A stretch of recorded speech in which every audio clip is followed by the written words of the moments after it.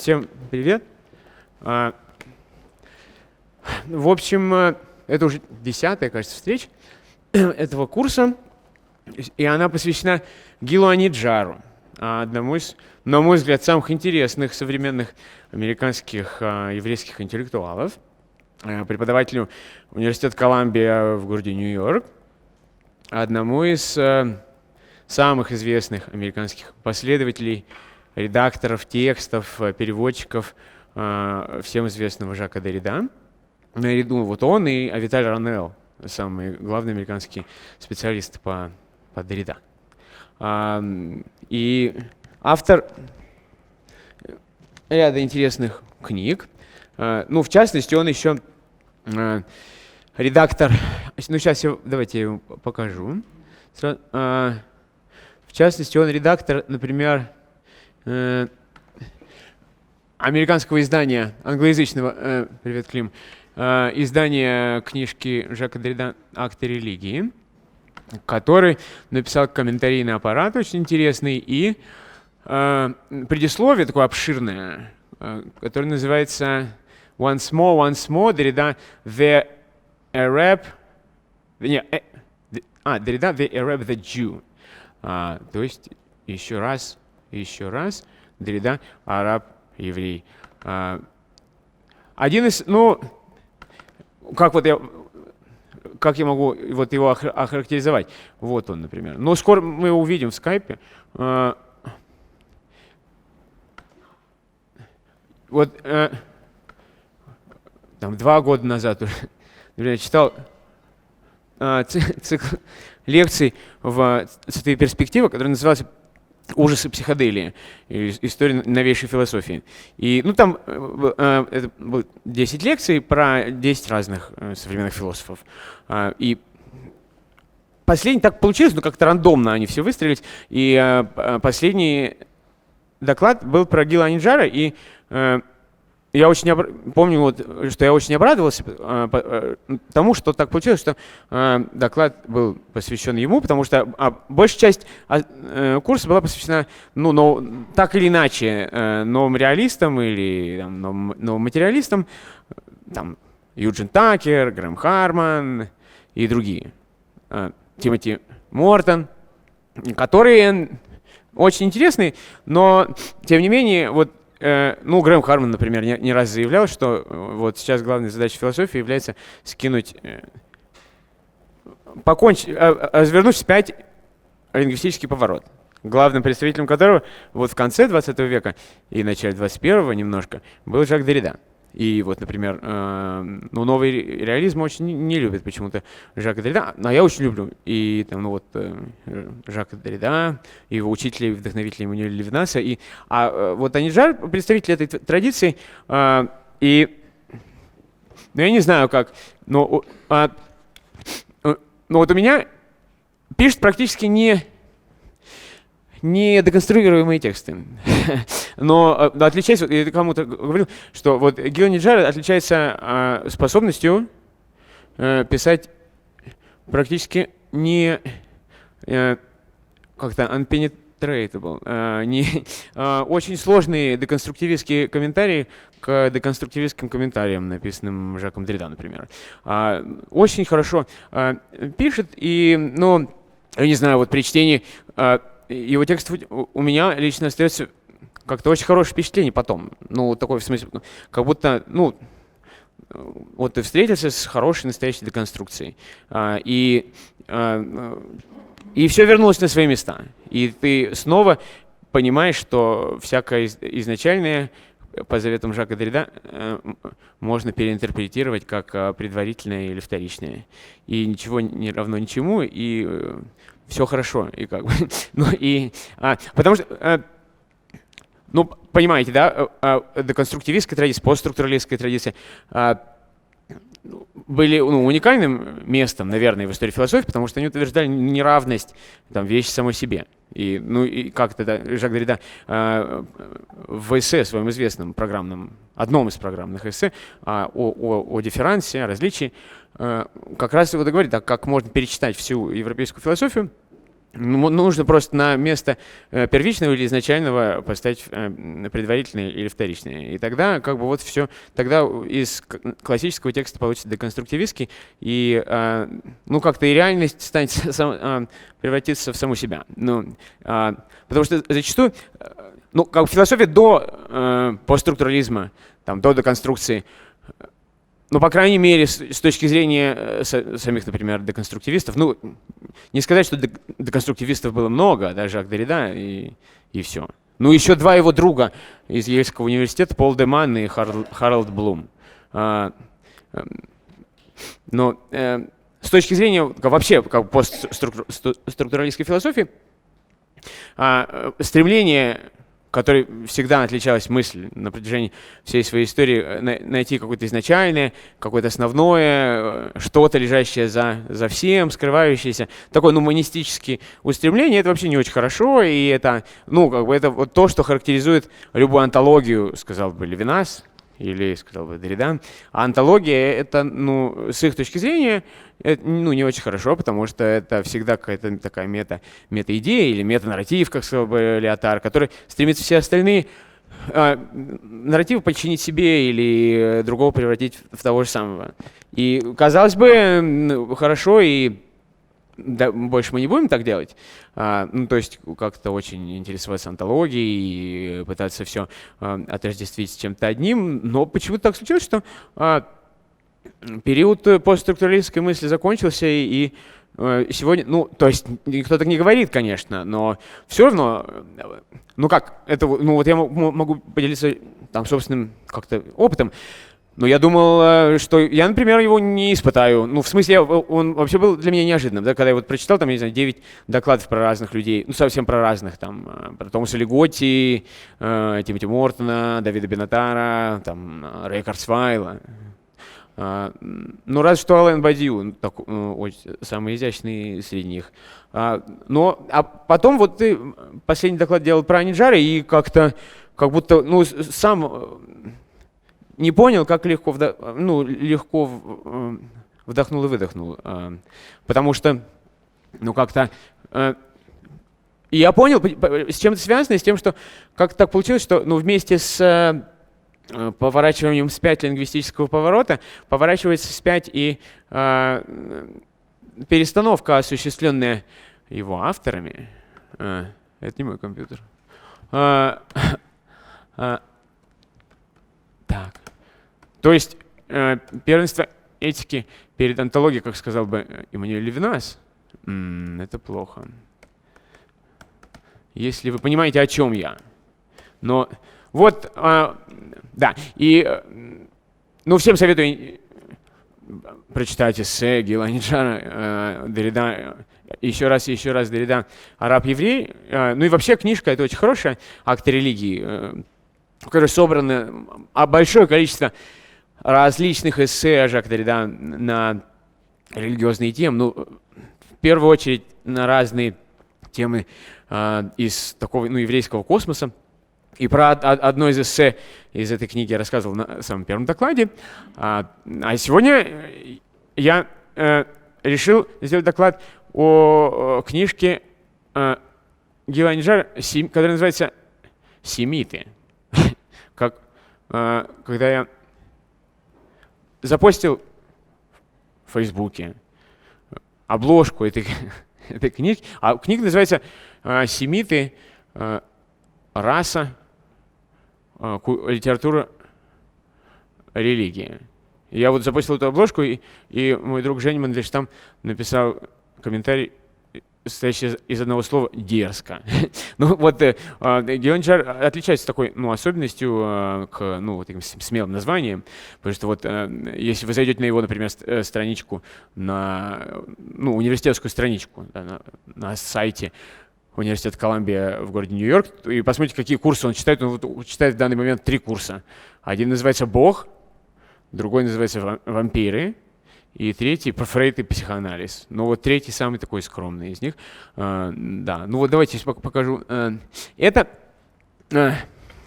еще, ну как бы вот, например, просто я сохранил обложки каких-то авторов, которых он обсуждает, и которых цитирует, с которыми спорит. Ну, например, Тимоти Фицджеральд. Вот, это человек, который… В общем, Гил Аниджар относится к последнему поколению исследователей, которые, ну как сказать, которые представляют собой, или это можно назвать посториентализмом, или это можно назвать постсекулярной философией, или постсекулярной политологией, или постсекулярным религиоведением, или посториентализмом, например. Потому что, ну вот кроме Жака Деррида, он уникальный человек в смысле влияний, потому что, да, уже 23 минуты, надо быстро рассказать, потому что он, с одной стороны, ученик Жака Деррида, с другой стороны, ученик Эдварда Саида, а Саида я, кажется, не сохранил фотографию. Ну, сейчас посмотрим. Эдварда Саида. С третьей стороны, Ашиша Нанди и Талала Асада. Это все как… Вот это вообще феномен, ну, я знаю, новой, например, там, еврейской философии, ну, и там, который связан с тем, что, например, вот еще, ну, Жак Деррида, хотя Жак Деррида с Саидом они написали совместно книжку, ну, он уже успел, но это вообще такое, ну, новое явление, достаточно, да, то есть это уже, ну, в 90-х только и в нулевых, например, еврейские интеллектуалы стали ссылаться, кроме других еврейских интеллектуалов и христианских интеллектуалов, на арабских или мусульманских, ну, из исламского мира или из арабских стран, например. И это феномен, ну, новый, потому что Иммануэль Левинас вообще еще, ну, никто из таких людей, например, не знаком. И он, ну, и не очень-то стремится, кажется, с ними познакомиться. И там, ну, не говоря о Франце Розенцвейге или там Мартине Бубере, или, ну, о ком угодно, там, о франкфуртской школе, это все, там, Гершем Шолем, это абсолютно новое явление. Но, например, вот среди тех, о ком я рассказывал вот в рамках этого курса, такие уже, ну, практически все, да, ну, например, вот это новое явление, например, когда вот появляется, ну, всходит и заходит, да, потому что там Эдвард Саид умер, Талала Асад жив, насколько я понимаю. Но вот, например, Уди Алони, Джудит Батлер, вот, пожалуйста, Гил Аниджар, они все находятся под огромным влиянием Эдварда Саида. Да? А Эдвард Саид — это такой арабский интеллектуал, который родился, ну, как палестинский, и один из виднейших, ну, таких палестинских арабских интеллектуалов конца 20-го, начала 21 века. Такой, ну, очень рафинированный, такой, ну, читающий и пишущий вместе, например, с Деррида, и представляющий такой поздний, рефлексирующий сам себя ориентализм. Да, ориентализм, ну, многие, наверное, думают, что ориентализм — это, там, например, начинается и кончается Анри Карбеном, допустим. Но ориентализм — это такой, ну, как бы, ну, феномен. Так, это, ну, это плохо, это вот вводить этот пароль. Надо постоянно пальцем водить по экрану, поэтому, чтобы он не гас. Да. Вот Аниджар одновременно является, ну, находится на пересечении нескольких традиций, да, потому что вот он, ну, как ученик, последователь Эдварда Саида и Талала Асада. А Талала Асад, ну, вот Эдвард Саид — виднейший арабский интеллектуал, ну, конца 20-го, начала 21 века, который очень много сделал для осмысления, ну, колониальной политики, проблем постколониального мира ну, вот в такой перспективе постструктуралистской. И он, и другие, да, вот те авторитеты, кто является авторитетами, например, для Аниджара, то есть еще вот там Талала Асада, Ашиша Нанди, это все такие, ну, как бы мыслители из мест, за пределами христианско-еврейской экумены, да, как бы, в смысле, это такая, новость, да. Вот, Саид был... Вот книжка, о которой я сегодня собирался рассказывать, сейчас что успеем, она наполовину посвящена Саиду, да, то есть вот Аниджар очень много обсуждает Саида, который обсуждает ориентализм, вообще, потому что он, с одной стороны, ориентализм — это, как-то интеллектуальная позиция, а Эдвард Саид, насколько я понимаю, сделал, это как вот структуралистами и постструктуралистами в большинстве своем оказались одни и те же люди, так и вот Эдвард Саид, кажется, воплотил в себя ориенталиста и посториенталиста одновременно, да, потому что, с одной стороны, ориенталисты — это, философы или там какие-то ученые, университетские люди из восточных стран, из стран, которые были колониями каких-то западных стран, которые, решили исследовать, как-то просто очень, да, решили вот изучать, как Восток, как феномен, точно так же, как Запад, да, потому что всем понятно, что вот Запад — это Запад. Как-то вот так сложилось, да, вот есть устоявшаяся культура рефлексии Запада о Западе. А вот культуры рефлексии Востока о Востоке ее нет. В смысле, нет, это ориентализм, который появился совсем недавно, да, и вот усилиями этих людей. В частности, вот Талала Асада и Эдварда Саида. Талала Асад вообще удивительный человек. Куда же я делал эти фотографии? Ладно, не страшно. Или страшно. Посмотрите. Вот, например, Талала Асад родился в Саудовской Аравии, но его папа как бы, придумал саудовскую государственность, можно сказать. То есть написал там трактат, теоретически обосновал все и, в общем, как оказалось, таким, идеологом создания этой страны. Причем мусульманин он был не всегда, папа Талала Асада, до какого-то момента он был евреем, а потом принял ислам. А Талала Асад видный тоже современный такой ориенталист или же посториенталист. Ашиша Нанди — это такой вообще индийский философ современный, который тоже очень много рефлексирует об Индии, используя инструментарий такой. Они все пишут на английском при этом. И Ашиша Нанди, например, тоже пользуется очень широким инструментарием, выработанным в западной университетской культуре. Да, не знаю, сейчас уже скоро будем ему звонить. У меня вот открыт картина. Давайте представим, например, да, плюс. И вот в Аниджаре сходится, плюс он, например, ученик Амнона Раз-Кракоцкина, это современный израильский историк, самый известный современный израильский ориенталист, вот так вот, который, это особая тема, да, например, вот еврейский ориентализм, израильский ориентализм, который вот трудами еврейских и израильских ориенталистов, собственно, очевидное, для тех, кто хоть чуть-чуть занимался там иудаикой или Jewish Studies, каким-то израилеведением, например, не знаю,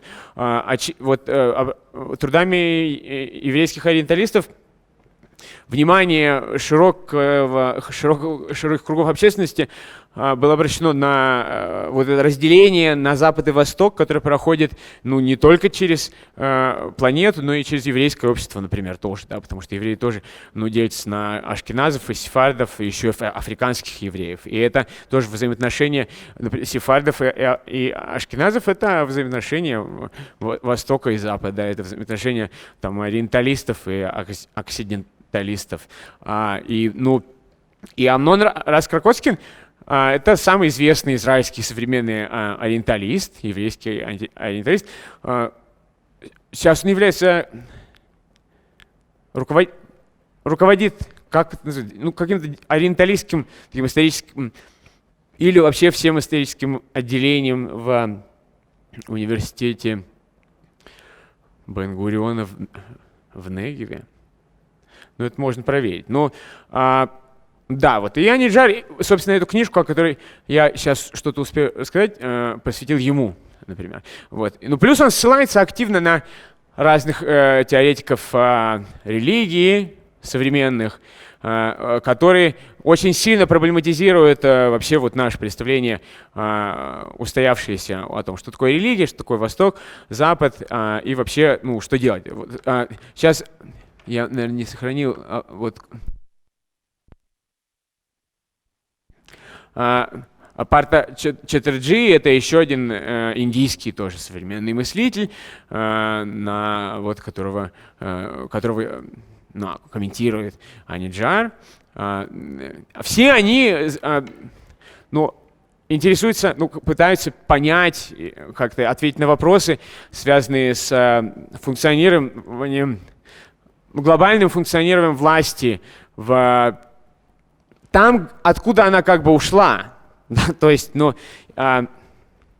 ориентализм взял на вооружение вот всю такую выработавшуюся уже ко второй половине 20 века, к концу 20 века инструментарий в западном мире, в западной академии, при помощи которого анализируется в первую очередь власть, экспансия, империалистическое расширение, такое капиталистическое использование там, ресурсов, народов, территорий и та сложная работа, которую эта гегемония выполняет. Да? То есть ориенталисты уже наследовали там, язык всех, там, не знаю, Альтюсера, Гедебора, Делеза, и им как бы понятно всем, что власть, в современном мире власть это вообще непростая штука, и когда кажется, что ее уже нет, это не значит, например, что ее уже нет. И более того, власть такая инстанция, которой свойственно там, себя маскировать, размаскировать обратно, снова маскировать, забывать себя или там сдвигать, например, аналитический фокус, критический фокус с себя на что-то другое, например. Да. И вот эти действия, производимые властью, в духе такого бессознательного, который анализировали Фрейд, Лакан, является одним из основных прицелов современного ориентализма и посториентализма. Посториентализм, дело в том, почему, что значит посториентализм? Посториенталисты, Аниджар, один из них. Посториенталисты, они не называют себя посториенталистами. В общем, эти люди, они догадались, что ориентализм — это тоже выдумка Запада. И поэтому, если ты ориенталист, значит, ты агент, влияния. Но сейчас надо объяснить, почему. Вот это Аниджар. Например, Тимоти Фицджеральд — это такой американский религиовед, теоретик религии, который считает, например, Гаятри Чакраварти Спивак. Вот еще, да, он много обсуждает, но Гаятри Чакраварти Спивак — это ученица Жака Деррида, очень известная, которую он в одной из своих последних книг, конечно, очень грубо с ней обошелся, прокомментировав то, как она прокомментировала его. Но тем не менее, важный тоже очень современный мыслитель Гаятри Чакраварти Спивак. Это у кого? Не помню. Сейчас. Гаятри Чакраварти Спивак, я помню, что она и Томас Пинчен были вместе, и Харальд Блум, они все втроем были аспирантами у кого? У Абрамса? Не знаю, нет, я боюсь перепутать. Ну вот, Аниджар опять. Вот, например, опять парта 4G. Индийский современный мыслитель, такой антрополог, посториенталист. Или вот, например, опять Тимоти Фицджеральд. Например, Тимоти Фицджеральд один из тех, кто считает, что религия — это вообще не то, что кажется, а это такая функция гегемонии. И вообще, вот Тимоти Фицджеральд и еще один, сейчас как его зовут, на которого ссылается Аниджар, они являются представителями, группы в религиоведении, которые считают, что религия, она не существовала до того, как ее не придумали религиоведы. То есть до того, как религиоведы целый ряд разных абсолютно феноменов назвали религией, никакой религии не было. Взяли какое-то латинское слово, применили ко всему и сказали, это религия, это религия, это религия. А раз религиоведы ее придумали, значит, это их дело разбираться с тем, что это такое. И это позиция, новая, очень интересная и радикально критическая, потому что, она просто, даже, снимает вопрос классический, который волнует всех религиоведов, а как же это изучать какую-то традицию, не практикуя, а зачем? А те, кто практикует традицию, они, в лучшем случае, они знают, что религию придумали религиоведы.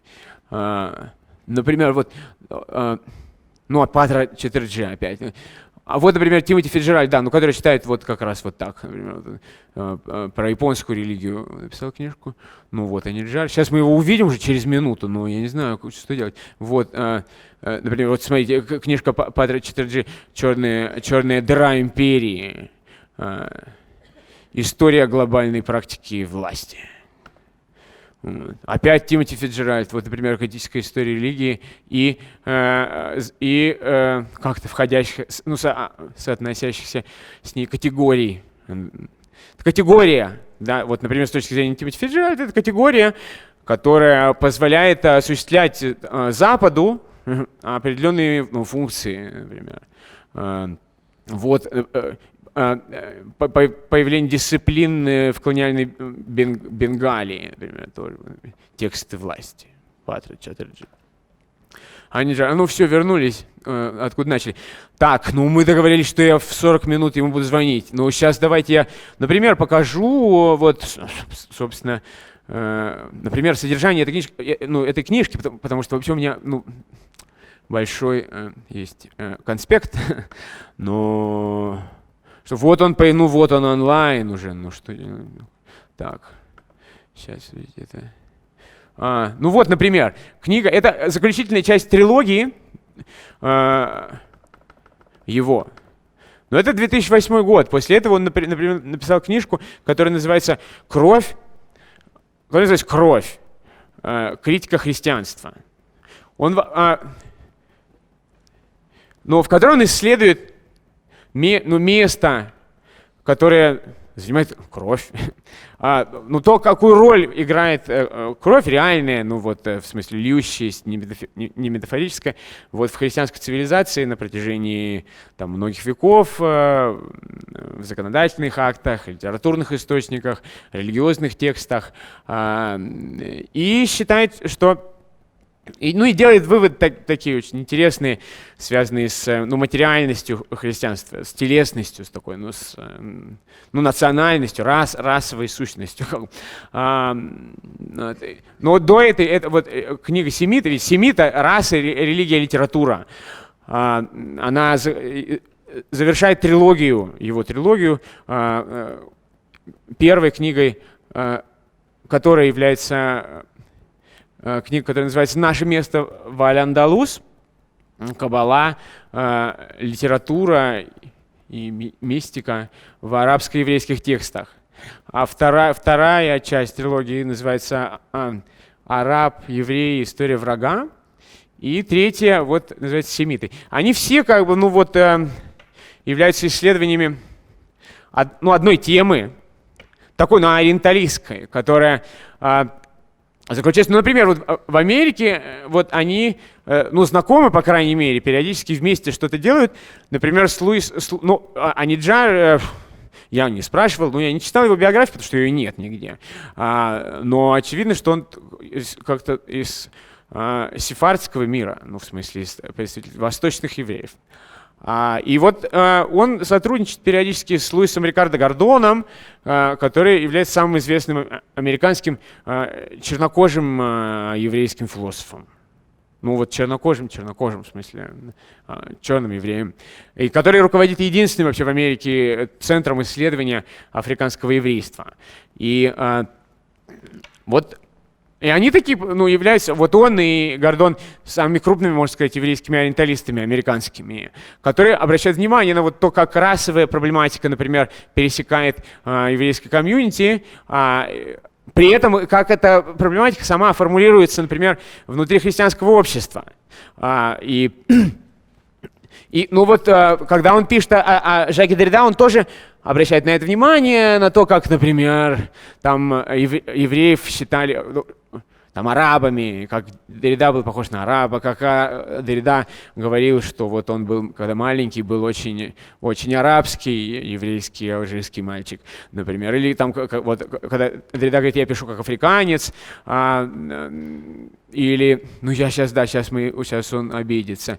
Ну, в общем, идея, вот, например, этой книги основная заключается в том, ну, перед этим еще вот скажу, например, и вот он и Гордон обратили внимание, кстати, на очевидную такую вещь, ну, которая, как бы, ну, многим известна, но никто, например, не критически, ну, никак не осмыслял.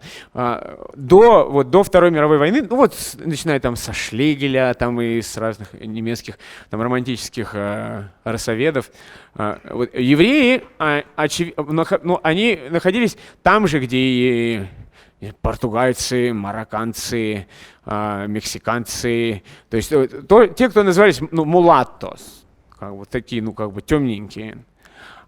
Вот, и до Второй мировой войны вот белые люди считали, что евреи, ну, мулаты, это вот как латиносы. Там. А после Второй мировой войны оказалось, что евреи это белые. Ну, как бы. И получилось, что, ну, немцы как будто бы вот, ну, совершили преступление против себя самих. Вот. Ну вот, видите, посвящается Амнону Раз-Кракоцкину, да, с любовью и восхищением. Вальтер Беньямин вот начинает книгу. Вот в книге ну, как бы три части. Демократия в Америке, введение большое, ну, интересное очень, семиты и литература. Вот так вот. Но главные части, ну, как бы теоретически, хотя, как сказать, это вот демократия в Америке, семитская гипотеза и секуляризм, которые, оказывается, связаны крепко-накрепко в один узел. Им идея основная заключается в том, что семитов вообще придумывает христианство. То есть никаких семитов, но в природе не существует до тех пор, пока христиане их не выдумывают и не объединяют, как бы вот, ну, две близких и разных в то же время там общины, культуры, евреев и арабов, вот под такой, ну, под такой шапкой семиты. Но это нужно христианству, с его точки зрения, для выполнения разных своих христианских целей. Потому что вот особенность, например, посториентализма Гила Аниджара, так сколько, ну 7 минут опаздываем, сейчас будем с ним разговаривать, в том, что вот он считает, что ну, ориенталисты, они, ну, типа такие наивные люди, потому что они не понимают вообще, что происходит. А происходит следующее. Вот есть христианство, которое представляет собой такую, ну, первую и единственную религию гегемонии. Такой, ну, как бы мировой гегемонии, первую и единственную мировую технорелигию, Потому что и сейчас именно у этой цивилизации самые мощные, самые быстрые, самые эффективные бомбы. И первую и единственную цивилизацию, ну, такого контроля, гегемонии, и вот, который представляет собой массу, ну, такую, ну, вот надо у него сейчас спросить, это как будто такая машинерия, ну, христианского мира. А не сказать, что у нее где-то сознание находится. Ну, в смысле, это какая-то такая, ну, бессознательная, ну, машина большая, которая развивается, ну, как бы производит экспансию. И, ну, в смысле, она является собой вот на разных уровнях. На уровне колонизации, миссионеров, там, бизнесменов, военных, литераторов и прочее. А дальше, дальше она производит разные интересные вещи. Например, выдумывает секуляризм и религию. Вот это потрясающий, ну, интересный очень ход, который делает Аниджар, потому что он считает, что, ну, как бы религия — это слово, но это слово, которое придумало христианство, чтобы отвести, ну, как бы от себя, ну, вот, как бы острие критики, как бы религия оказалась религия другого.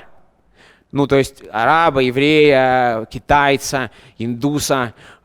И это что-то такое, ну, как бы, еще не цивилизованное. Это, ну, как, само себя христианство переназвало в секуляризм, в светское общество. Но при этом, как бы, оно осталось с собой. Ну, как бы, вот. Но сказал, что нет, я не религия, религия вот это они. Ну и вот дальше они как бы, и получается, что они поддерживают друг друга, ну, как бы вот эти структуры. Ну вот, знаете, ну вот я не знаю, мало. Ну давайте сейчас с ним самим поговорим. Так, что он написал, да, наверное, так. Вот это. Ну окей. Так, ну звоним. Подожди, это что? Вот. Громкость только здесь? Или там? Надо повернуться. Hello, Gil. Окей. Here we are. Слушайте, микрофон только вот в компьютере, вот в моем? Это плохо, никто же не услышит ничего. Ну да. Окей. We have microphone only in my laptop. It happened. Oh really? You don't have speakers? But I think it's no problem. Okay. So how are you? All right. I'm a little jet lagged, so I hope I will make some sense. Okay. Okay. I tried in previous 25 minutes.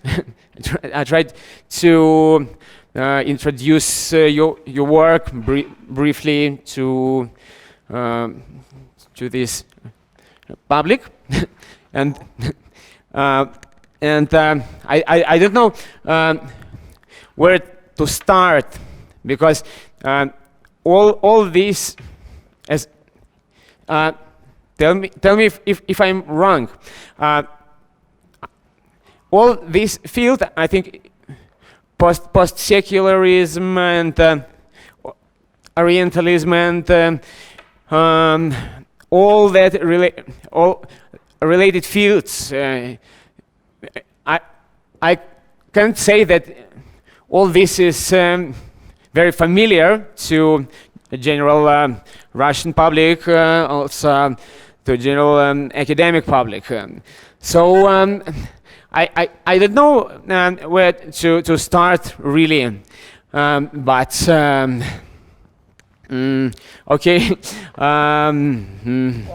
Maybe I can say something about the way in which I've tried to participate. Okay. In that field. And then you tell me if it makes sense. Okay, I will translate. Или понятно, или всем понятно, или надо переводить. Ну вот, Гил говорит, что я сказал, что, ну, я не знаю, я написал там целый ряд каких-то странных и не очень странных вопросов, но вот я сказал, что я не очень понимаю, с чего начать, потому что вот вся эта область работы, исследований, связанных с ориентализмом, посториентализмом, постсекулярными исследованиями, не сказать, что очень знакома, например, вот общий, ну как бы вот образованным людям русскоязычным. Вот. И Гил сказал, что я могу сейчас попробовать сказать, как я сам пытаюсь участвовать, ну, в этом поле, и вот дальше мы сейчас посмотрим. So I should start speaking now? Yeah. Well, let me put it this way. What has happened in the past, let's say something like 20 years, is that the concept of religion as a problem has become, let's say, historicized. Yes, the notion of religion, which otherwise most people would tend to say, there's always been religion. There's been different religions, different religious traditions, and we know which religions there are. Yes, there's Christianity, there's Judaism, there's Islam, there's Hinduism, Buddhism, etc. So one of the issues has been, is this really the case that when we call different religious traditions, such as Christianity, Judaism, Buddhism, Islam, etc., are we really referring to a historical reality, or has there been in fact a change in the way we think of this tradition? Окей. Ну, вот он говорит, что он ну, в последние 20 лет произошли важные, интересные изменения вот, в науке о религии, потому что вот что произошло? Произошло следующее: само вот слово, сам термин религия стал проблемой, потому что до этого все думали, что религии, ну, были всегда, и это вообще очевидно. И вот всем известно, какие вот они, там, христианство, вот иудаизм, пожалуйста, индуизм, все. Ну, а в последние 20 лет многие стали поднимать вопрос о том, а действительно ли это так, и, ну, правильно ли мы видим вообще вот как бы ну, то вот смотрим в эту историческую перспективу, и как это не переинтерпретированы, или это как-то вот при помощи, ну, вот, исследователей, и вот, может быть, все не так, например. Ну. So another way to say what I just said would be to notice that, although, as you know, my Russian is not exactly well developed, I do hear you say the word religie. Yeah. Yes? So the word religion in Russian, which is a Slavic language, is in fact a Latin term. Yeah. Right? Which in itself is interesting. How is it that if there is such a thing as a religious tradition, which has always existed presumably within, say, the Russian context, however far we want to take that history, how is it that that thing which would be native to Russia would be called by a Latin term? Ну да, вот, например, по-русски говорят религия. Ну это же, ну, латинское слово. А как это вот, если, например, религия вот у русских существовала, ну, всегда, долго, христианство, до этого еще вот какое-то язычество, и, ну, а как так может быть, и что она на протяжении всего этого времени называлась вот этим латинским словом, да? Ну, очень интересно. So, I'll give you two examples for how, so both in terms of history, namely when, for example, when in the Russian language does Christianity come to be called religie?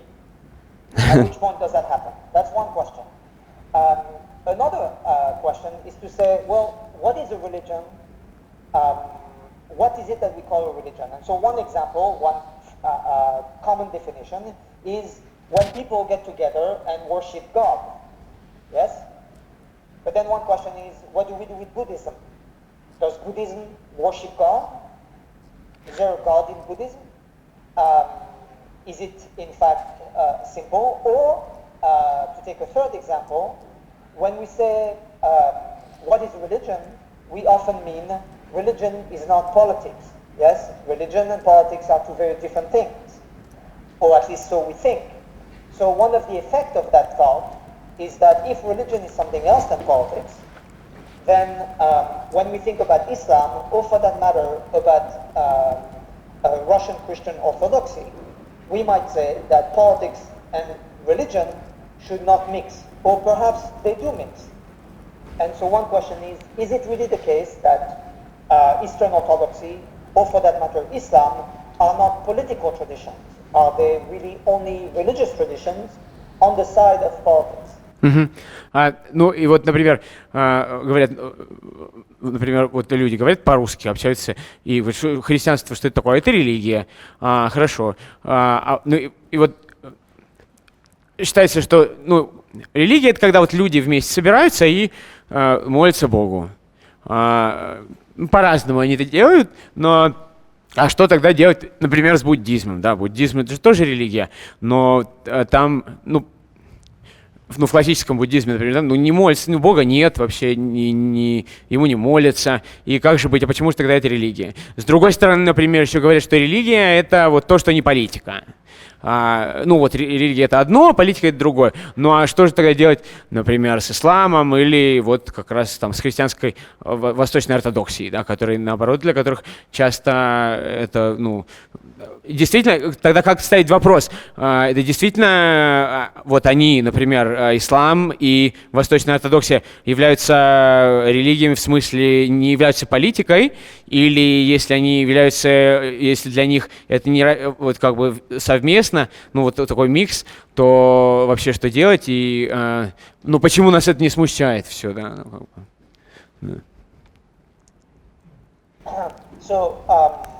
So again, the question is both conceptual, as in what is it that we call religion, and what is the consequence of saying this is a religion.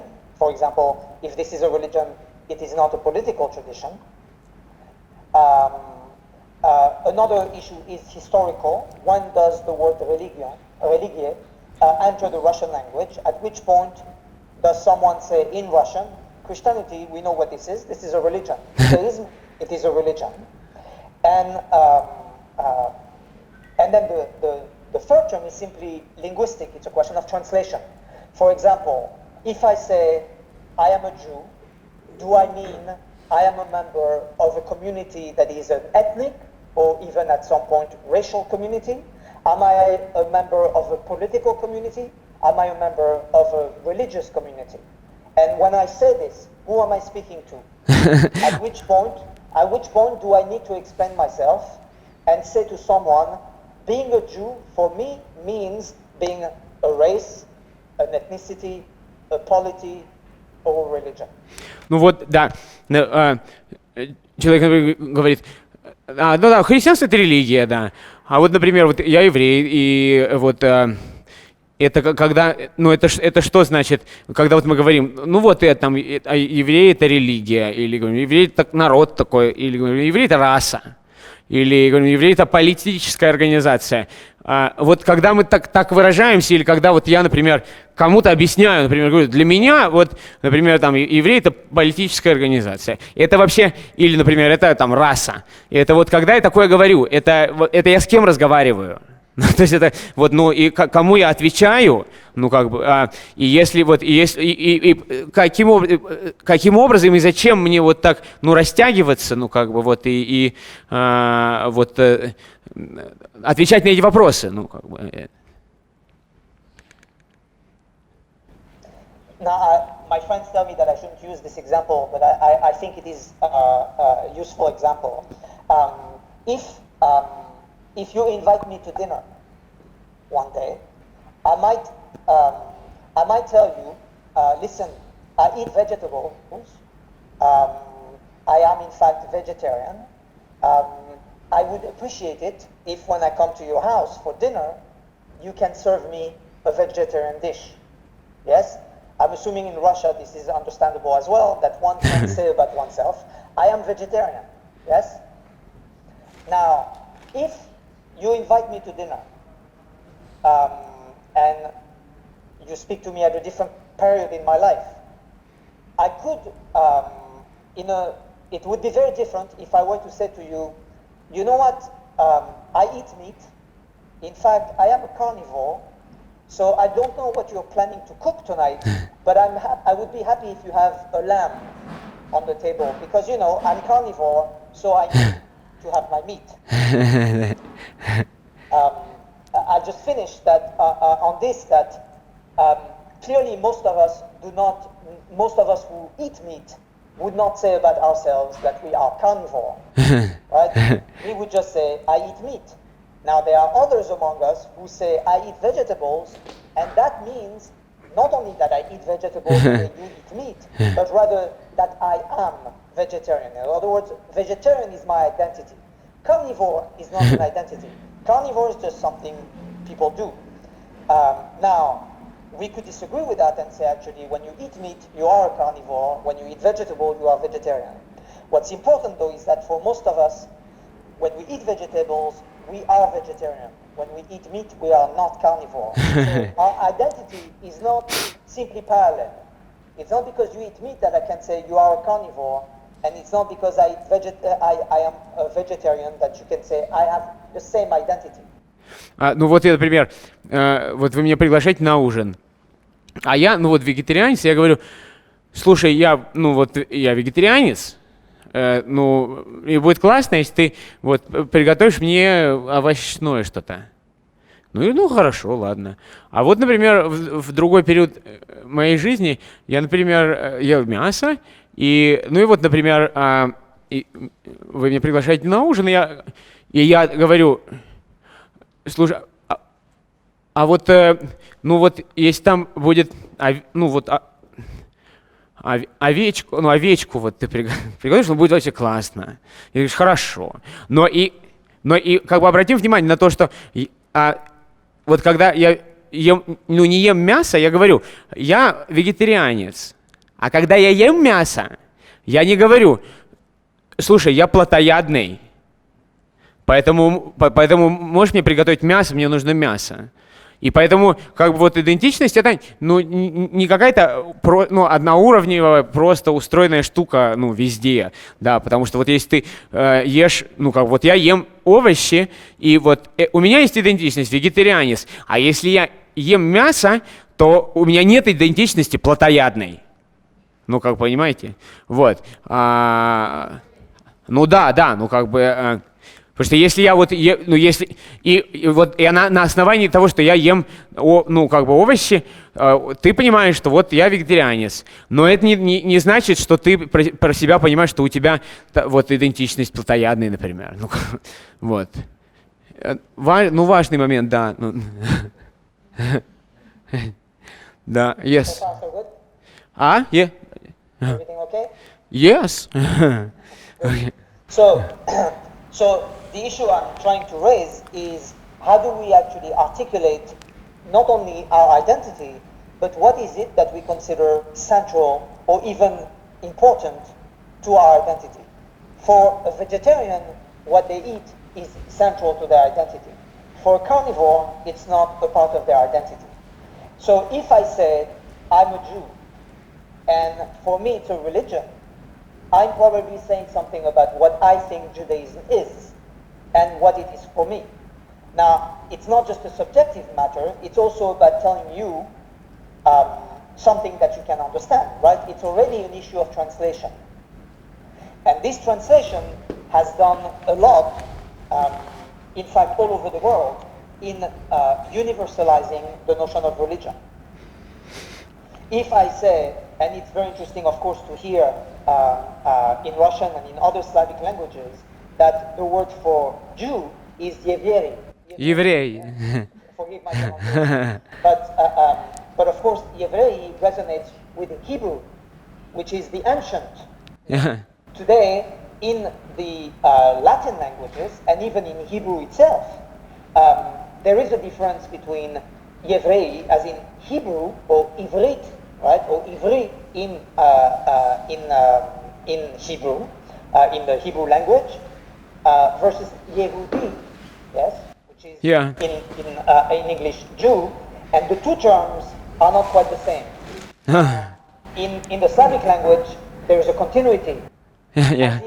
As if the ancient Hebrew and the modern Jew is the same. But clearly there has been a difference. And it's a difference that is marked even in the Hebrew language. Yes?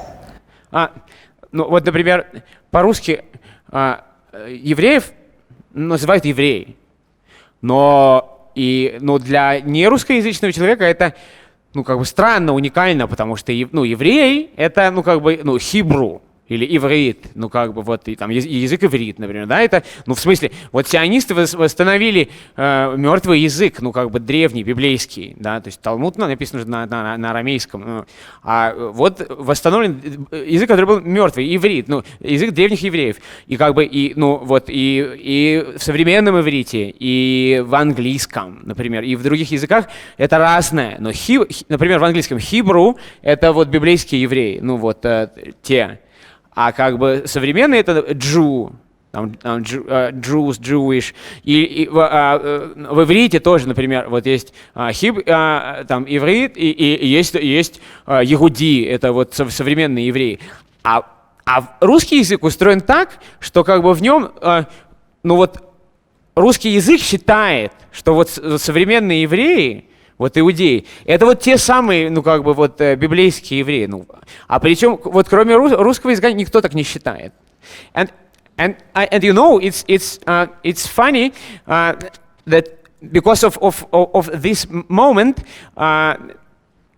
Hebrew University in Jerusalem is translated to Russian. Еврейский университет в Иерусалиме. Понимаете? Вот, ну он как бы, ну иврит, ну ивритский, ну в смысле он, ну не еврейский, потому что, конечно, он еврейский, раз он в Иерусалиме, ну то есть, а на русский, ну Hebrew University в Иерусалиме, in Jerusalem, да, а на русский нельзя по-другому перевести. Вот, ну если он назывался бы Jewish, он бы переводился еврейский, Hebrew переводится еврейский, ну вот. That's fascinating. So how do you say the Hebrew language in Russian? Иврит. Еврей, it's the same. Hebrew language, иврит. Иврит. How do you call ivrit in Russian? Иврит. Еврейский язык. Ну, иврит, нет, no, иврит. Just иврит. But for Russian speakers? Yeah. Ivrit. Ivrit. So every Russian calls the Hebrew language Ivrit? I think that a person who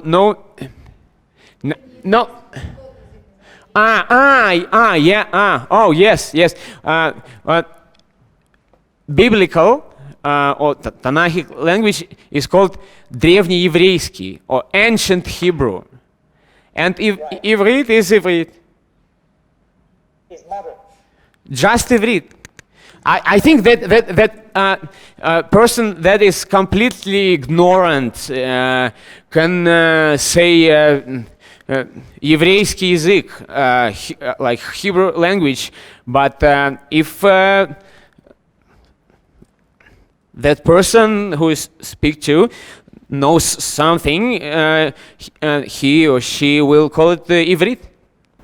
All right, but so my question is, when, just as you were telling me that the Hebrew university is in fact in Russian called the Jewish university, right? Yeah, еврейский. Because it's the same word. Yeah, Hebrew. Ну да, еврейский, Hebrew это одно.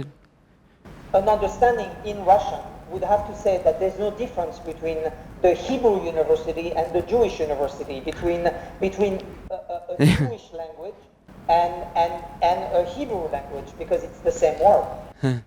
Да, по-русски нельзя сказать, да, ну, разницу нельзя передать по-русски между Hebrew и Jew, ну, в смысле, вот если бы этот университет был, ну, еврейский, в смысле Jewish, ну, в смысле иудеи, в смысле современных евреев, иудеев, представителей раввинистического иудаизма, то нельзя было бы по-другому сказать по-русски, ну, все одно и то же. But yes, on philologists on philological faculties, you can learn древнееврейский or not современный еврейский, but иврит. Or ivrit, or древний. Empirically, one might recognize that there's a difference.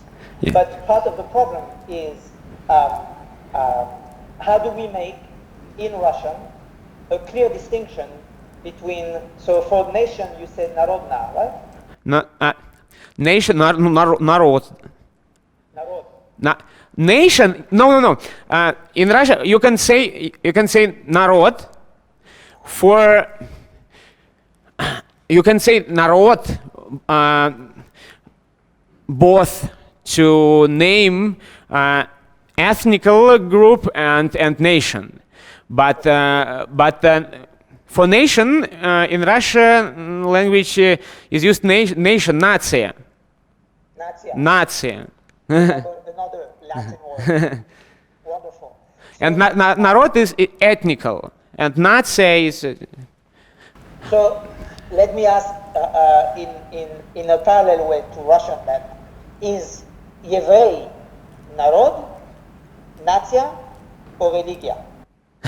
Да, вот, задает вопрос по-русски. Еврей — это нация, народ и религия. Ну вот три слова, два из них латинских. Так, минуточку, у меня есть уточнение. Может быть, человеку интересно, я читал статистические данные по последней переписи населения Казахстана. В Казахстане по последней переписи большинство людей, назвавшихся евреями, не иудаисты. Большинство людей, назвавших себя иудаистами, по национальности не евреи. То есть в Казахстане это разные вещи. So that in interesting statistical data in modern Kazakhstan, the most part of those who said that he is Jewish, religious Jewish, the most part of that people, they are not Jews ethnically, and the most part of those who said that they are Jews ethnically, they are not religious. So from what I know about the Soviet Union, it used to be that the fact that you're a Jew in the Soviet Union was something that was stamped on your papers. Yeah. So what was the name for that? Was it народ? Was it религия? Was it нация? Народ, национальность, it was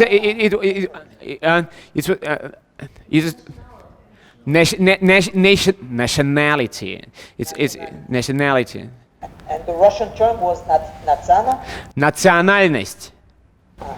No, but you know, национальность it's derived from nation, but it used to call ethnicity, and not, but национальность. So in Russian, национальность and ethnical group is synonymous. Good. And nация is rarely used in Russia. Yes, which is also why Only in constitution. it was also a problem in the Soviet Union to actually be identified in that way on your papers. Yes? Yeah. So, you do know that in Israel, in the state of Israel, there's also a category for natsana, for ethnicity.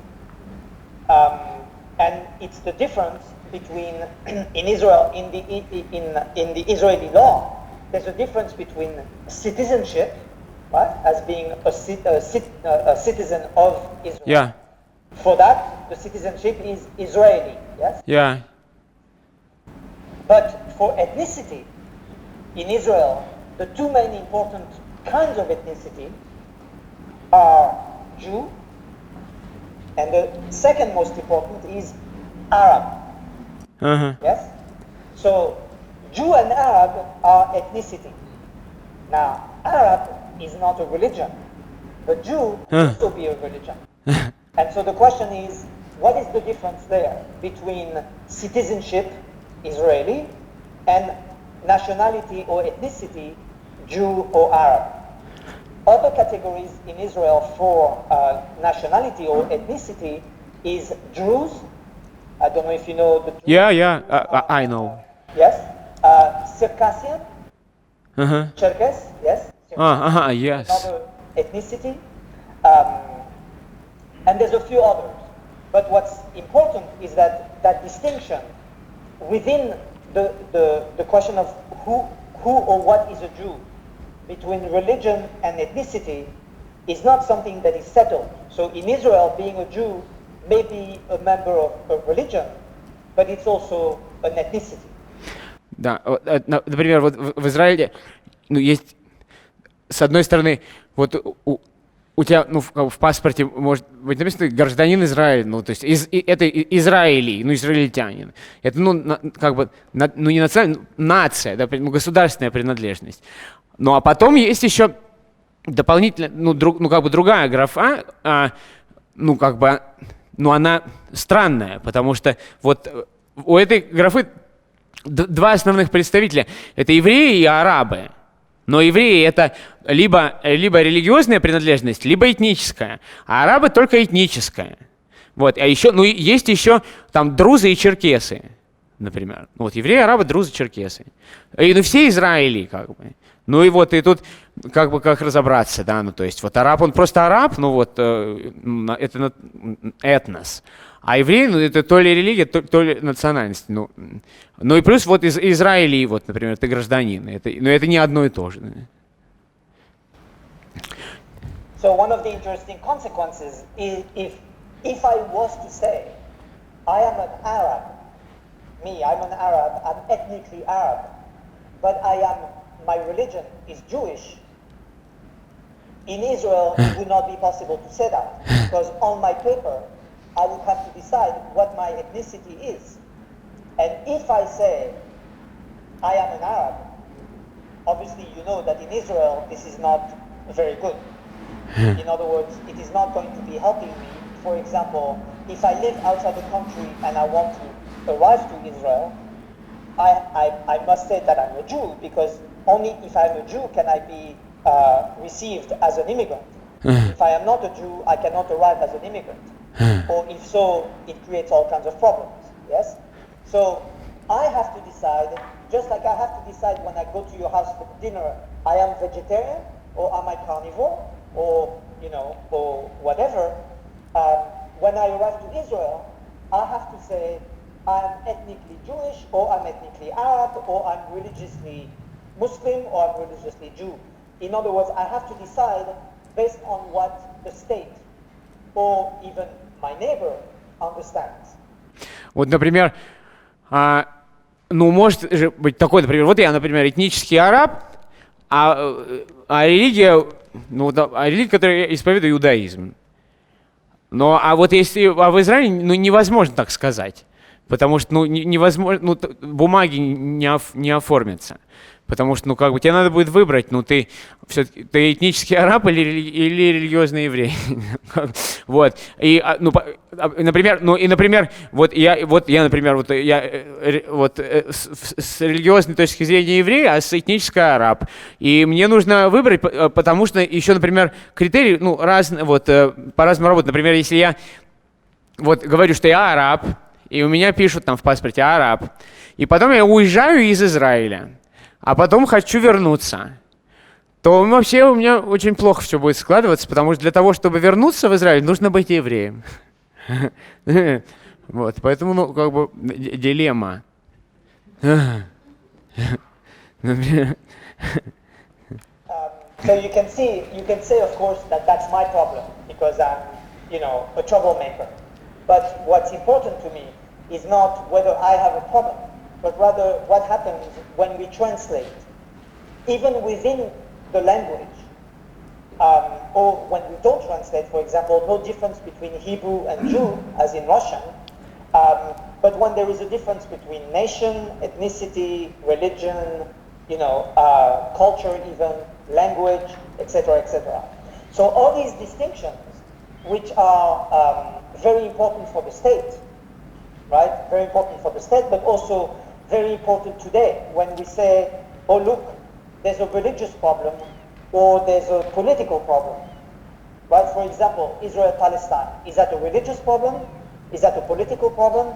Is that an economic problem? How do we actually make the distinction? And so what I'm interested in is the way in which those distinctions not only are made, but also the way in which they disappear, in the sense that we don't pay attention to them, and we just think, it's okay, I know, I'm a Jew, I know what that means, you're an Arab, you know what that means, and then the question is, what kind of conversation then can happen? Да, ну вот, и меня интересует, что происходит вот во время перевода, вот даже внутри одного и того же языка. Мы между вот этими штуками, национальность, государство, гражданство, религиозная принадлежность, и как-то вот что вообще это все значит? Вот эти переводы, и как вот интересно, как мы квалифицируем разные проблемы. Например, вот израильско-палестинский конфликт. Он какой? Он религиозный, национальный, политический или экономический. Но и интересно не только то, как эти вот проблемы возникают, но и то, как они исчезают. То есть как вот они испаряются, например. Вот, допустим, я еврей, ты араб, и мне понятно, что такое еврей, тебе понятно, что араб, ты араб, и что дальше будет происходить. Вот о чем мы будем говорить. In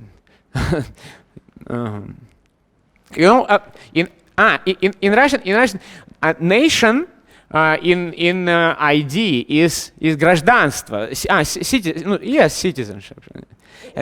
Yes, and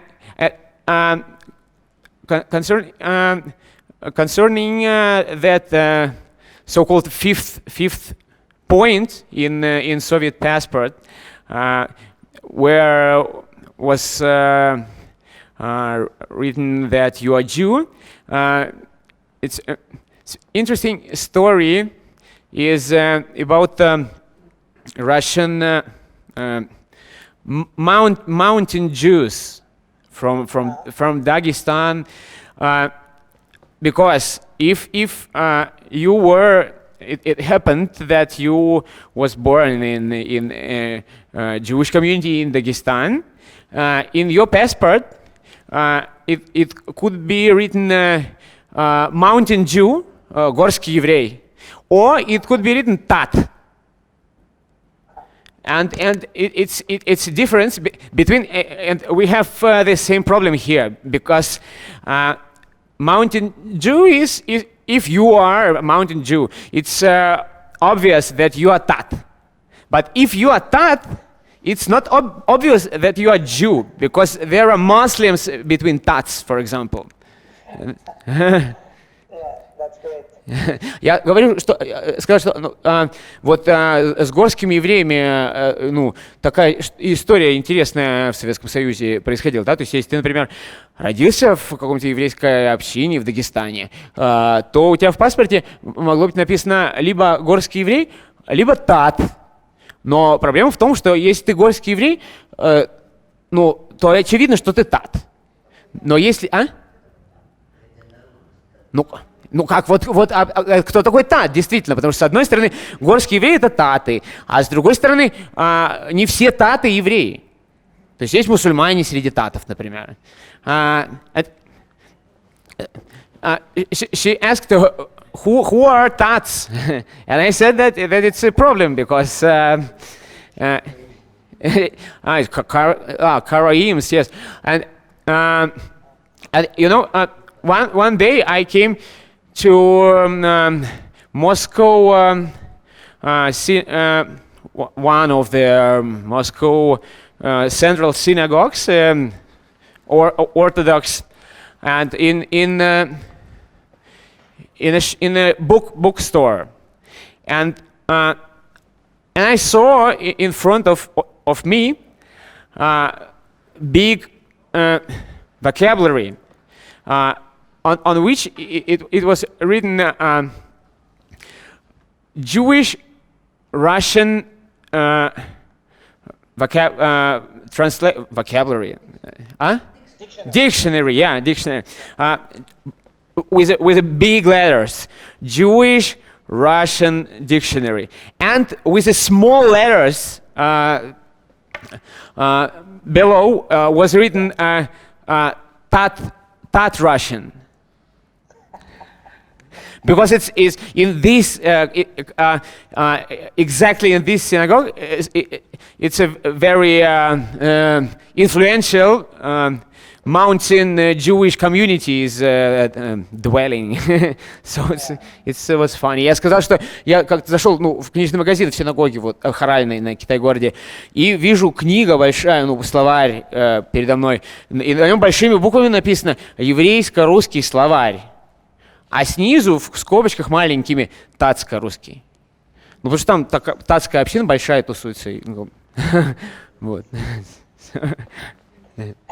So, I don't know when we're supposed to end, but I'm assuming these people might want to go home at some point. No, we have time till 9 in Moscow 9. 30 more minutes? Yeah. Okay, good. All this, everything I said, was meant to explain what is it that has interested me. Obviously, everything I said about Jew and Arab is part of what I've worked on with the Jew the Arab and my book Semite. Yeah. But it's also the case that I've been asking a very simple question, which is, if things are complicated in this way, if sometimes we don't know what is a nation, what is an ethnicity, what is a religion, what is a polity, what is a culture, what is a language, the question that I wanted to ask was, when we say that Christianity, by which I mean Western Christianity, the Catholics and the Protestants in Western Europe, when we say this is a religion, Christianity is a religion, what exactly are we saying about history, right? And what is it that we're saying with relation to Christianity and the other people that have lived within Western Christendom, for example, the Jews, but also the Muslims? And how do we think about the relation between those? And so in Blood, in my book on blood, the question that I try to ask is, if we say that religion is a modern category, right, which was invented, which is a Latin word that was used only much later in order to understand other people, what is the consequence of that lesson to understand what Christianity is? Because if religion is a modern category, that means that Christianity may not just be a religion in the sense that we are used to mean. So that's the general, to get to the concept, that's how I... Вот, например, да, если вот мы как-то определяем себя в рамках вот этих вот этой категориальной сетки, и мы там, вот религиозно, политически, но при этом мы как не до конца понимаем, например, что значит эти понятия, что такое, и не можем различить до конца, например, что такое история, что такое культура, что такое религия. И вот интересно, что все это значит, но, например, вот я в своей книге «Кровь», книга Гила, «Кровь. Критика христианства», я упоминал о ней, задаюсь таким вопросом. Вот мы считаем, что западная, вот есть западная христианская цивилизация, и она, мир, ему там много лет, там уже несколько тысяч лет, да, и мы привыкли считать, что эта цивилизация определяется, ну, она религиозная в первую очередь, ну, христианская. Вот она как бы уже почти несколько тысяч лет христианская. Но тогда вот возникает вопрос, если мы уже поняли, что, ну, религия — это слово, придуманное недавно, и, ну, которое стали использовать недавно. Это значит, что ну, вот эта западная христианская как бы айкумена, она, ну, религиозной стала недавно. Ну, то есть вот там несколько веков назад она стала определяться, ну, как бы вот христианская Европа, христианский Запад, как религиозная общность. А тогда вопрос встает, а чем она была до этого? Ну, как это вообще определялось, если это слово просто не использовалось? Ну, как вот религия. Если религия, говорили вера, христианская вера, это же синоним религии и веры. Поэтому это популяция у вас. He said, he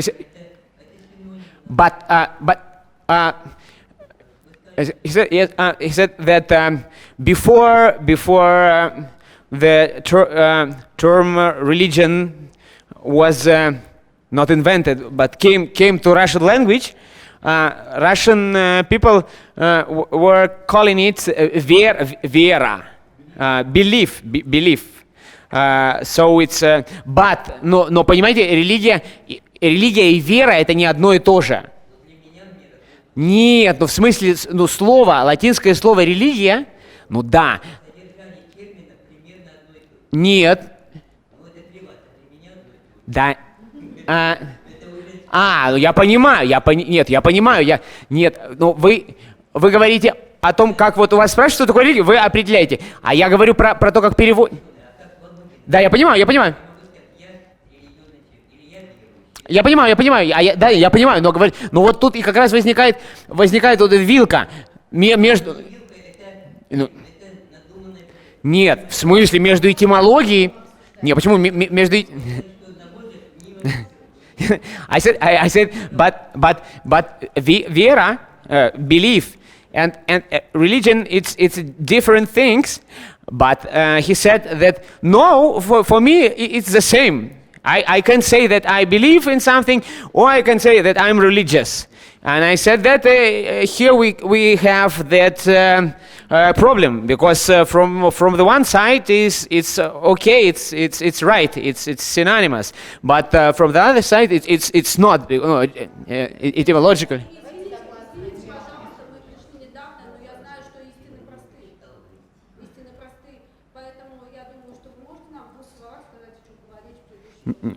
Нет. Okay. The guys ask me to say 2 words about what was happening before they came.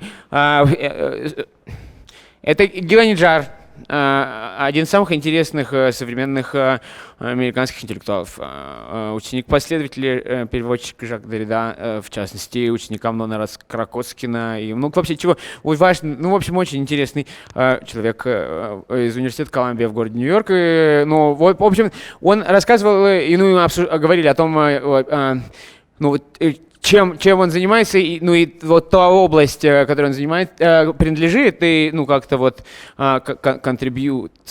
занимается она тем, что такое, ну, пострелигиоведение, то есть вот в последние 20 лет слово религия стало, ну, критически восприниматься, а до этого оно не очень критически воспринималось, а оказалось, что это слово, ну, придумано, ну, недавно, и оно обозначает совсем разные вещи, а до этого как тоже, ну, как бы функционировало это поле. Ну как? Вот это интересно, ну потому что вот, ну, мы считаем, что вот и там евреи, буддисты, христиане — это все религия, но при этом мы не задумываемся, почему, например, вот мы говорим, вот там русский, вот религия, причем мы говорим, вот, например, русский человек говорит, это что? Это религия, и он пользуется латинским словом почему-то, например, для определения чего-то. Ну вот как бы есть, недавно... Нет, это... Да нет, русский человек, любой человек не допускает, что думает, что это латинское слово было всегда тут. А оно было изобретено недавно религиоведами. I said that you said about religion that this conception is it's newly born, relatively new. You were summarizing the point. Yeah. I see. Well, I'm very glad that that this is also creating questions, because you could see at the moment when this thing that we call religion, before it was called belief. For me, it would be also like saying this thing that we call the president of the state. Before we used to call it the emperor. Now, most people would say, well, it's the same thing, right? It's the person who leads the nation. And this was the emperor, and now we call it the president. But presumably there's some difference. Now, maybe there's no difference, and maybe there shouldn't be a difference, but most of us would want to say, wait a minute, it's not the same thing. What we call the emperor or the Tsar is not the same thing as the president. And if there is a difference, it's not just the same thing to say the leader of the nation or religion as opposed to belief. In other words, there are some differences. It's a question of translation. There are some differences that come with a particular word and with a particular thing. Просто тут возник разговор с комментарий появился, как-то родился отклик вот одного из нас, который заключается в том, что, как это все спекуляция, потому что, до того, как использовали, например, в русском языке слово «религия», просто использовали другое слово «вера». Вера, да, вот вот религия, а вера для меня это одно и то же. Вот можно сказать, что я религиозный, а могу сказать, что я там верующий. Но я говорю, я сказал, что нет, это разные. Сейчас мне перевести еще надо. Мне надо, сначала мне надо перевести. Мне сначала надо перевести, что сказал Гил Аниджар. Да это вообще, я же перевожу.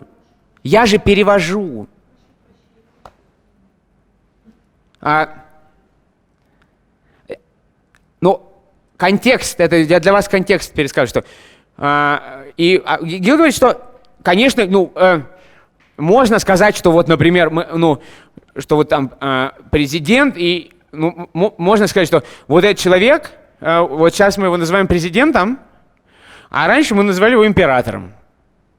А вообще одно и то же. Вот он там, управляет нацией. И с одной стороны это одно и то же, с другой стороны это не одно и то же. Да. Понятно, что это лидер, государства, правитель. Но император и президент это не одно и то же. Точно так же, как религия и вера, религия, например, по-английски belief. Да, это, в смысле это не одно и то же, но есть тонкости,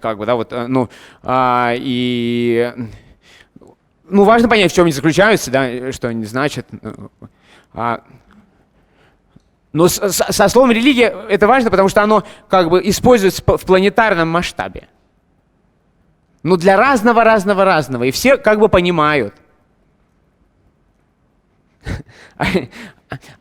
I said that in the case of the word religion, it's important because it's being used internationally and mundanely, on a planetary level, and everybody understand. What does it mean? And it's interesting how does it happen and what does it mean? Exactly. So there's a long history and it's a complicated history of how that happens, that a particular word ends up being the proper word to name something that we all know. And if you think about it, again, you have to recognize that there's an extraordinary level of translation that happens. So that even if it is the same thing, vera and religion, and religia, you still have to ask, well, if it's the same thing, why is it that we have another word? And why is it that that's the new word that we all use in order to refer to so very many different things? Yes? So what has interested me is that rather than tell a history of, for example, first religion, then secularism, then post-secularism, I am more interested in asking what kind of words are used and what do they designate? What is the shared understanding whereby we say, for example, because we all agree, that religion and politics are two different things? Mm-hmm. When clearly, it's going to be very hard to say that Moses, yes, was simply a religious leader. Right? Moses did not say, well, Pharaoh is the king. I don't care about politics because I bring a new religion. So why don't we just try to work together? Moses was not a religious leader, and Pharaoh was not simply a political leader. The disagreement was much more complicated than this, and it was not just the difference between Egypt, the state, and Judaism, the religion. Ну вот, действительно, мы можем употреблять, например, слова там, вера и религия как синонимы, но при этом почему-то же у нас есть разные, все равно вот эти два слова, и значит они означают разное. И интересно, как это вот так какие-то, какое-то специфическое, особенное слово становится общим вообще понятием, понятным всем и всем и всем, все понимают. И говорит, Гил, что мне больше, говорит, интересно не просто вот последовательность смены, например, там вот религиозная стадия, потом секуляризм и там постсекуляризм. А интересно то, как что за знание. Вот, например, когда вот всем понятно, что вот это религиозное, это вот секулярное, это постсекулярное. И вот всем понятно, это что им понятно? То есть это вот что за общее знание в каждом из вот этих случаев вот все эти люди, разделяют, да? И плюс, что происходит, когда трудно разделить, потому что часто трудно разделить, например, да? То есть если говорят, что религия — это не политика, а политика — это не религия, то что делать, во многих случаях, что делать, например, с Моисеем? Нельзя же сказать, что Моисей — это просто религиозный лидер. Нет, он ведь не пришел и не сказал, слушайте, мне вот вообще плевать на этого фараона, на это Египет, потому что я новую религию принес, поэтому давайте вот вместе что-то делать. Нет, очевидно, что Моисей — это не просто, нельзя сказать, что если Моисей религиозный лидер, что он при этом не политический. При этом нельзя сказать, что фараон — это просто политический лидер и не религиозный. Да, и поэтому вот это не противостояние новой религии иудаизма и египетского государства, а это что-то более сложное. Потому что Моисей не просто религиозный лидер, а фараон не просто владыка Египта. So, rather than think not simply, but only in historical terms, in terms of what changes, I'm much more interested in certain ways in which the way we speak and the way we understand, in fact, doesn't change as much, doesn't change as quickly, and more importantly, maintains certain structures of, for example, of exclusion. Let me give you two examples. In the 19th century in Western Europe, with the French Revolution, with the emancipation, the Jews were asked to choose whether they were in fact a political community, a nation, or whether they were a religion. And if the Jews, and as I'm sure some people know, Karl Marx in the Jewish question explained that very, very clearly, that the Jews have to choose whether they are a nation, which means that they cannot be emancipated because then they are just outsiders, or they are a religion, which means that they can be emancipated within the state because the state is political, although Marx also said that the state is Christian, but that's something else. The state is a political entity which can grant emancipation to Jews as a religion, but it could not grant emancipation to the Jews as a nation, right? Because that would mean that there's a nation, the German nation, and then there's the Jewish nation, and they're on the same territory. And we know that that's a problem. Yes, we don't want to have two nations on the same territory. That's part of the novelty of modernity and of nationalism. So the point where the Jews have to decide is the point where some Jews say, we are religious, and then some Jews later will say, actually, no, we're not religious, we're a nation. So we go to Palestine and we make a state. And that distinction is, of course, part of the problem I was describing before. Now, if it's true that the Jews could decide between being a nation or being a religion, my question is, what is Christianity? Again, what is Christianity? Is it a nation or is it a religion? Or is it a little of both, just like with Jews? Интересно еще, что не просто как вот так вот сменяется вот одно другим, вот просто как эпохи, ну вот, а то, что на самом деле происходит, потому что, например, изменение происходит быстро, но, например, вот там что-то не изменяется, как бы остается, и вот что, как бы, и, ну, происходит смена, а многое остается тем же самым, например, но вот. Что значит вот то, что вот в XIX веке, например, вот в таких модерных государственных образованиях, там после французской революции, вот евреев, например, просили, ну как вот родился европейский национализм, да, когда евреев, например, просили определиться, они религия или народ. И в зависимости от того, ну, как бы, какой выбор они, ну, вот, делают, и дальше развивается ситуация определенным образом. Да, то есть, и вот, например, Маркс говорил, что евреи не могут быть эмансипированы как нация, а могут быть эмансипированы как религия, потому что, ну, как нация, в смысле, это вот Германия, пожалуйста, вот немецкая нация. И, ну, поэтому если они нация, то они могут быть только аутсайдерами. А если они религия, то они могут быть эмансипированы внутри государства как религиозная группа. И поэтому, и вот, да, некоторые евреи сказали, нет, мы народ. Некоторые сказали, нет, мы религия, и все. А другие сказали, нет, мы народ, и поэтому сейчас поедем в Палестину создавать свое государство, например. Вот. И в связи с этим, ну, с тем, что оказывается, что вот есть, ну, сначала есть какие-то евреи, а потом, оказывается, они, то есть, ну, а потом они могут выбирать, они народ или религия. Ну, то есть, значит, они, ну, ни то, ни другое, ну, как бы, вот они выбирают, народ или религия, да? И вот сам этот момент интересный. А дальше, ну, в связи с этим возникает вопрос, кто такие христиане? Это, ну, религия, или, может быть, это все-таки народ? Или, может быть, христиане как евреи, немного то, немного другое. Ну, и вот это очень интересно. So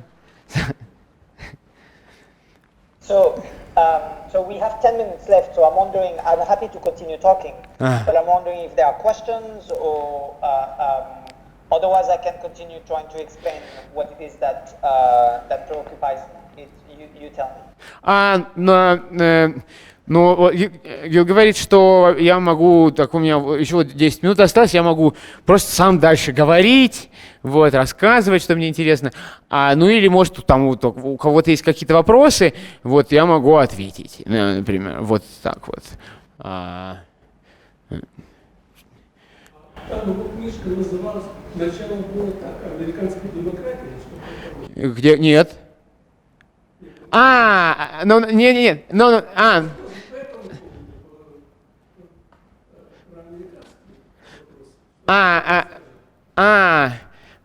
Окей.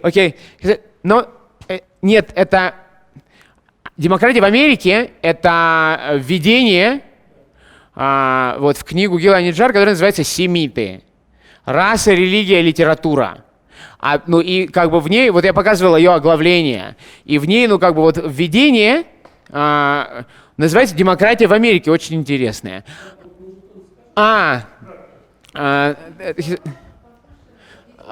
Ну так, а что? Нет, так это... Почему важный вопрос? Не, важный вопрос... Так это он расскажет про введение к своей книжке, очень важно. Я могу потом рассказать об этом. В смысле, это важно. Но he said that because I posted some quotes from introduction to Semites from democracy in America, and so he said, let him say something about this issue. How does it connect it with all these problematics that why religion in America and what does it mean? Oh, I mean, I'm happy to say something about this. I mean, it is really, in fact, a question of democracy, because if we consider that democracy is only about the way individuals participate in political life, then we still have to recognize that even individuals identify with certain collectives that are not only the nation. In other words, if I'm an American citizen, I can say I'm an American, but if I'm also a Jew or an Arab or a Muslim or a Buddhist or whatever, the question is, how do I relate to the community that I consider myself a part of? And as you may know, in America, the issue was raised historically with Catholics, yes? Because Catholics have allegiance or some allegiance to the Pope. Yeah. And so in America, where the majority was Protestant, people said, well, Catholics are traitors. They cannot be good Americans because they owe allegiance to the Pope. So that which to some may be religion, to others become in fact a political problem. And so one question is, how do we live democratically if we recognize that which we call religion or community or culture, or for that matter vegetarianism, how does it actually relate as a collective problem to the question of being a democracy? Ну, важный вопрос о демократии, да, если демократия — это такая штука, где вот каждый лично, индивидуально вот участвует вот в решении каких-то политических проблем, то вот, например, в Америке, ну, вот оказывается, что человек, который так делает, он при этом еще не просто, например, американец, но он еще член каких-то коллективов, каких-то комьюнити. И вот поэтому дальше вопрос, ну как это вот так делать, чтобы все происходило демократично, то есть, ну вот как бы, как это соотносится, вот этот демократический индивидуализм с принадлежностью к каким-то комьюнити, да, потому что человек американец может быть арабом или католиком или евреем или вегетарианцем, и вот это как-то все соответствует, потому что, например, с католиками вообще была в Америке проблема, потому что, например, в отличие от всех остальных, вот этих комьюнити, католики, они еще должны папе, он как бы вот, и поэтому вот многие американцы говорили, что нет, католики они не могут быть плохими американцами, они предатели, потому что вот они как бы своему папе, подчиняются. И поэтому вот вопрос еще, такой, как бы встает. Окей.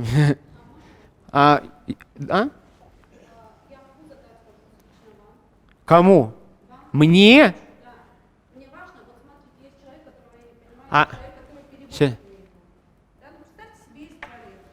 Я буду переводить. Я же должен переводить. Допустим, есть творец, есть священник, который переводит, да, например, неважно.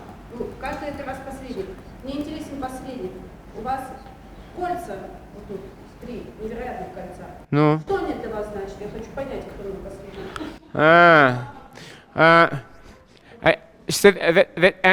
I have question for me, to me, okay?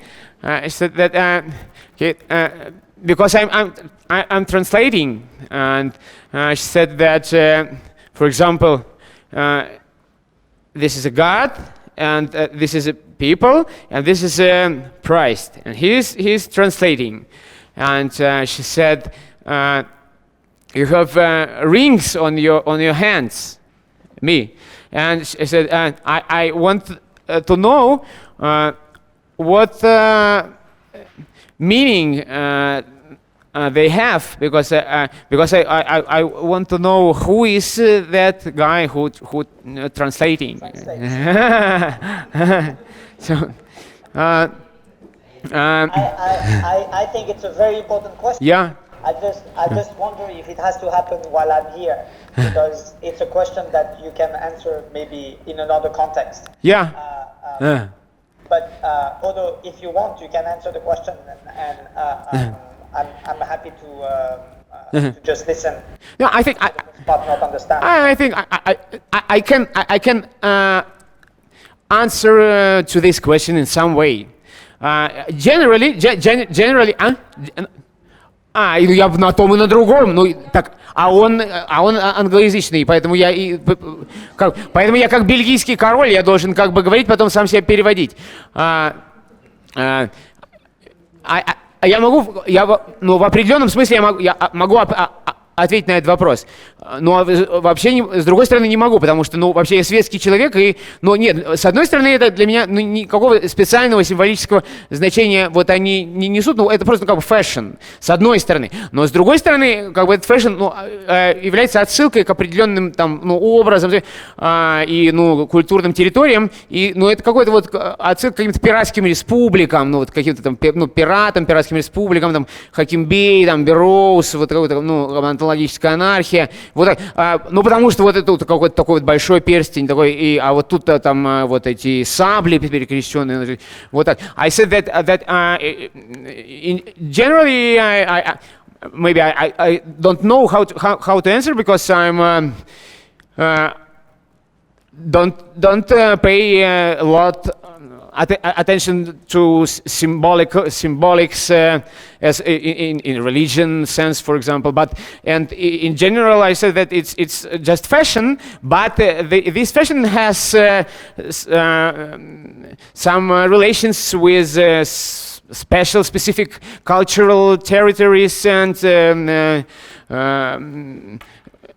which has specific content, and I said that maybe in this sense it's connected with pirate republics and the ontological anarchy, Burroughs, Hakim Bey, and because this is a big stone and this is two knives and like if I was a pirate, and I said I answered this question this way. Some people would actually ask what is the connection between religion and fashion, since religion have always been very invested in the way we people dress. Yeah. Да, некоторые, кстати, да, вот зададутся вопросом, какова связь между религией и модой, потому что как раз вот вообще-то они очень связаны, потому что религия всегда связана с ношением определенной одежды.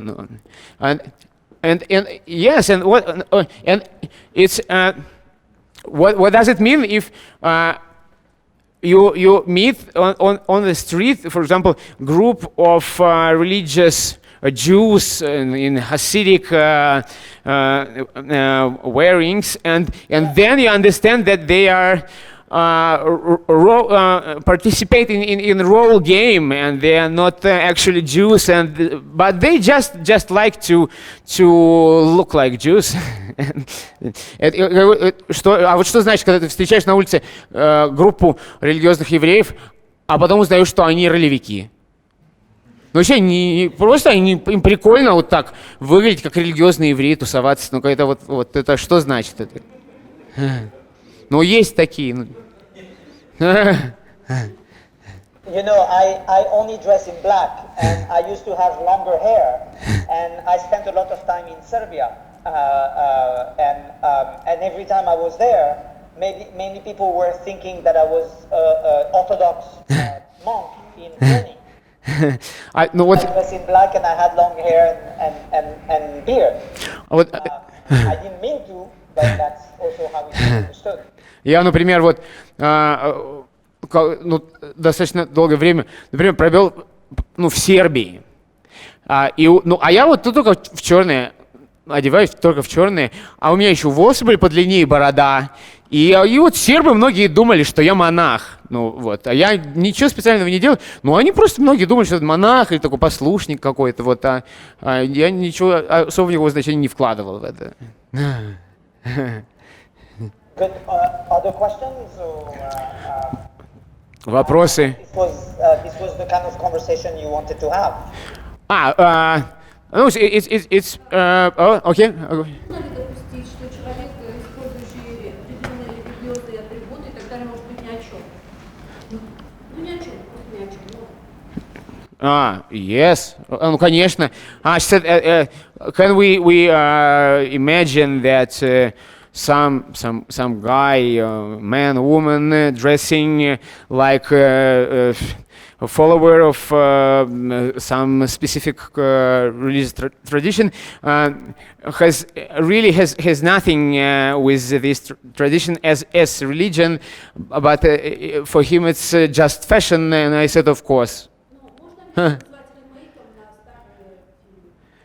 Can we call it remake? I don't. I don't understand. I don't understand. She said, "Can we call it? Can we take it like the same thing as remakes of old movies? Because when you have your own imagination, you just repeat what already happened. And can we call it? Can we take it like this?" And I said, "I don't know." I mean, I actually think it's a very serious question, but it's a question that is also for people who are religious. To what extent are they just imitating and repeating something, which is very much a part of what religion is also? It's ritual, yes, and ritual is the repetition of actions that were done by many people, many generations. So in many ways, if I say I'm part of religious tradition, I am also kind of an actor. I embody a tradition and just kind of playing a role according to that tradition. Now this may be considered by some people to be a low form of religion, but other people will say, no, what else am I supposed to do than simply continue a tradition of practice? What else am I supposed to do if not repeat kind of like fashion and say I'm going to dress a certain way, I'm going to act a certain way, and that is what my religion is.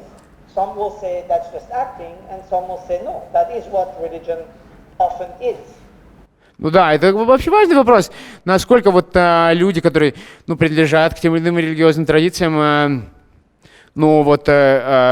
являются теми, кем являются, и в какой степени они просто являются актерами, то есть повторяют действительно то, что было, и потому что люди определенным образом одеваются, совершают определенные действия, и кто-то скажет, что это моя религия, а что я могу сделать? Я как раз так оденусь, буду такие действия производить, и все будет хорошо, да? И кто-то скажет, что это просто такое повторение, актерство, а кто-то по-другому. But it sometimes happens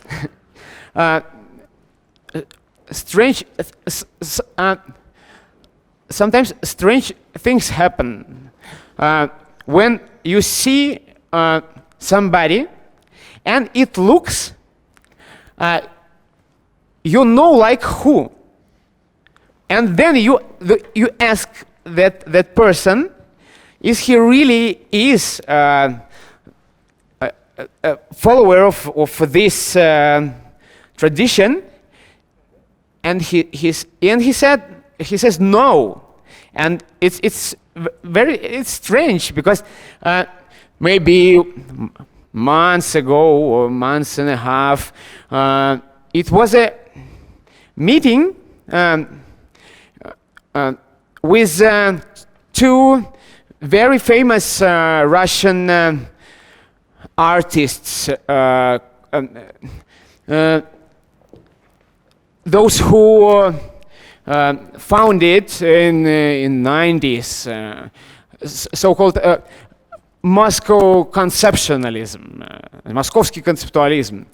And it was a meeting in Nekrasov library with lots of people, with Pavel Peperstein и Монастырский. Peperstein and Монастырский. And it was my first time with a live Монастырский in front of me. And I was looking for the answer to this question maybe half of my life.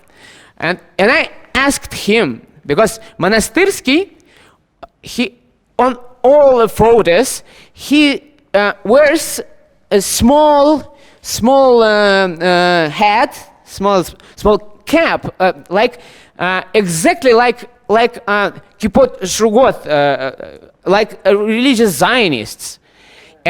But I could not find any information about relations between Монастырский and religious Zionism. But he was confused in some way, I think. And public, I don't know why, began to laugh. But I just asked him why. What does it mean? And is he a religious Zionist? And he said no, and everybody was laughing. And it's strange situation. Я сказал, что вот, была встреча в Некрасовской библиотеке месяц или полтора назад с Пеперштейном и Монастырским. И я первый раз в жизни вот в одном помещении с Монастырским оказался, а Монастырский на всех фотографиях вот в такой вязаной шапочкой, именно в точно такой, который носят религиозные сионисты, так называемый кипот-шургот, вязаные кипы. И я по жизни пытался найти ответ на этот вопрос, думал, и нигде не находил никакой информации о связи Монастырского с религиозными сионистами. И я у него спросил при большом скоплении народа. Вот. Он засмущался, сказал, что нет, а все остальные почему-то засмеялись. Странно, это к тому, что странные вещи иногда происходят, что ты видишь человек, он одет определенным образом, и ты понимаешь, кто он. Потому что он для этого же, так оделся, чтобы ты понял. А потом оказывается, что не для этого. Thank you for taking the time, and I hope again this was the conversation you wanted to have. Yes, we did not necessarily address all the questions you sent, but thank you for that. And thank you. I admire very much what you do to get people to actually come and listen to other people. Thank you. It was. I'm happy to. All right. So okay, thank you, and I hope we can discuss all the deconstruction linked problems. We did, though not necessarily directly, but maybe another time. Yeah. Very good. All right, thank you.